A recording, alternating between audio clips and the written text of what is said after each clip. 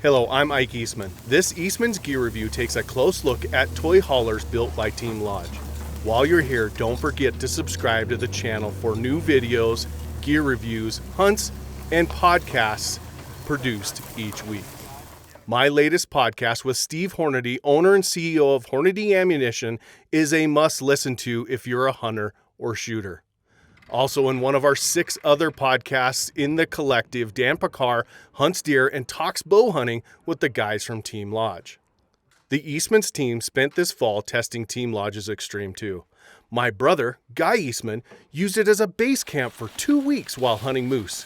Last May, I had the chance to visit the Team Lodge factory and get a first-hand look at their build process. Each unit is a one-of-a-kind, making these toy haul campers practically bulletproof. So this is wide enough to put like an ATV in it? We had a Can-Am Outlander 1000 in this last week, Thursday. Okay. So how are they insulated? So they're spray foam through and through. You know, a camper, you get the little 1x1 frames. This is a full 2x3 construction. All of them have a header that run across here, so you have 2 rigid points so nothing ever moves. And then we use the foam. Most people spray inside, we spray outside to adhere the whole thing. Oh, no kidding. So it's like a cocoon. Yep. You're not going to see that kind of insulation on your regular Keystones. I mean, that's Arctic. I would say that's unique to us in the industry, that we put that much focus and energy and foam on the outside to make it. And you can feel, even if you kind of tap on this exterior skin, There's no movement. no give. It's not like a regular toy hauler or something that's got, bends and moves.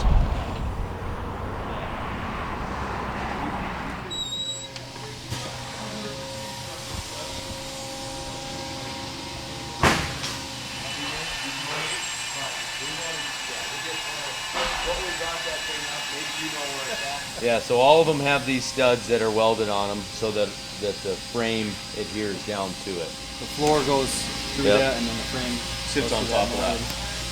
sandwich.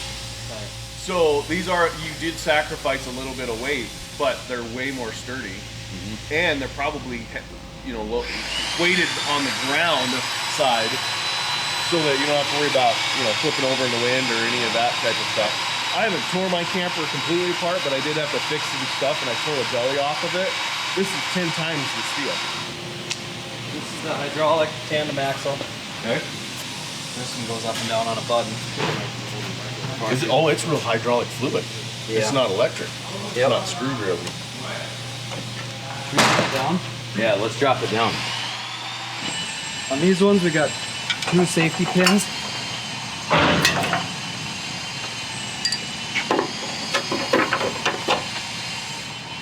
On the sides, just 1 pin per side.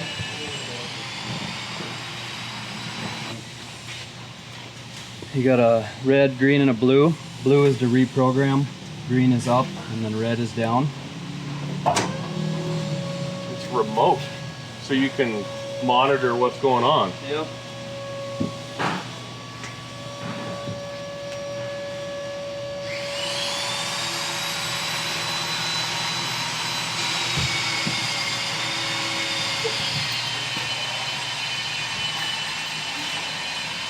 So this is the largest of our offerings currently before the mount mag. Yeah, which doesn't drop, right? Correct. So you can put a side-by-side pretty easy in here, as long as it's width-wise, right? Yeah, on our website we have that matrix. Here's another little hidden thing.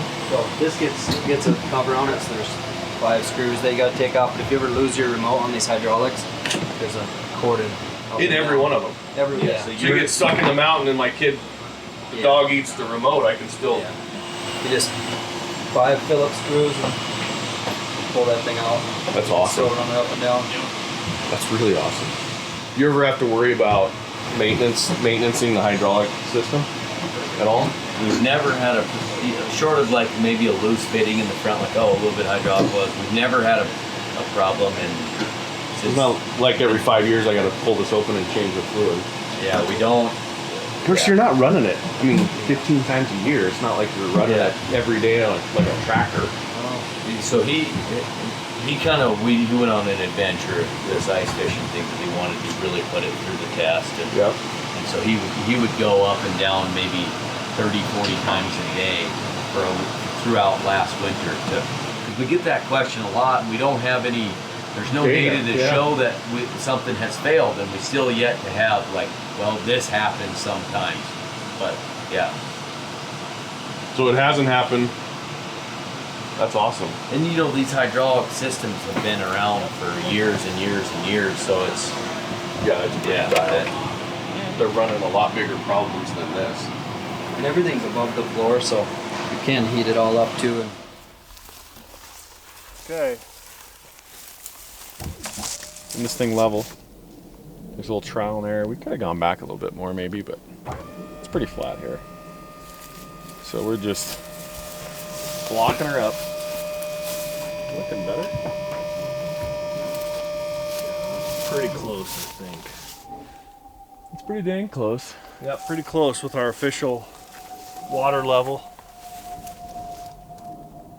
Yeah, close enough for us, right? Oh yeah.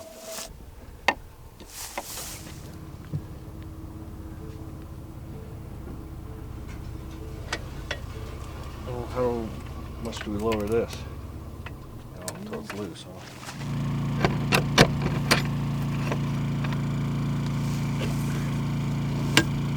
All right. There goes nothing.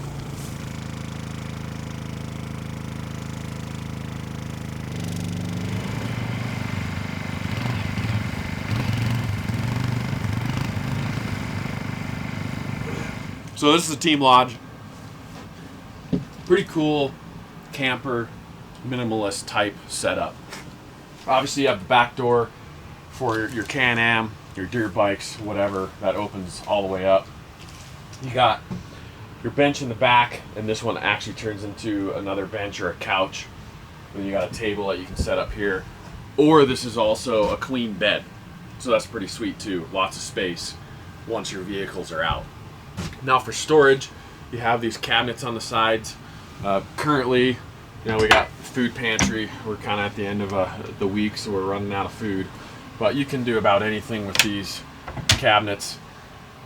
Now, Guy, being the genius that he is, he's looking for ways to improve things. So he went and bought these door hooks, so you can dry out your wet clothes and gear, and that's what we have going in here. We packed out an elk yesterday. We got soaked. So here's all our wet packs, our wet clothes. We got the heat cranked up, the windows open. We got a sweat lodge going on in here. But he installed all these hooks, some little hooks for keys. So a little organization is pretty handy. So coming over to the front, which this is what I really like, is like not too much of a kitchen, but enough to do what you need to do. There's no sink in this unit, but you have the stove. The heater unit is right here. And don't forget about the microwave. That's pretty handy too. Gotta have the generator for the microwave, of course, but turn the generator on. You can heat up any food, and then you can run your AC unit too if you need to off the generator. But normal storage, utensils, cookware, etc. And then these two, which are pretty awesome as well, are bunk beds. You can see guys testing it out there. Napping potential's A+. A+, we like that. Got my own window. It's like living in a submarine. Got our own bunk with our own space. Yeah, it's pretty cool. And these flip up for travel, of course.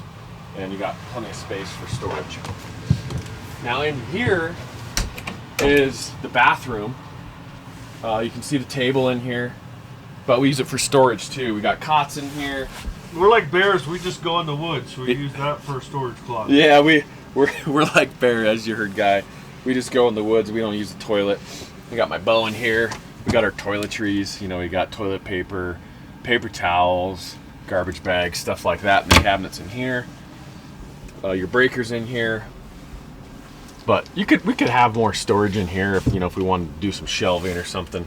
You could really maximize potential. But nice wood finish, rustic feel. It's not overdone. And what I also love about this camper is the floor. This is like a very rugged floor. It's not gonna get slippery on you. It's got the grip, but it's like a rubber mat floor. It's like almost like a rhino liner. I don't know what you'd call it, but very easy to clean out.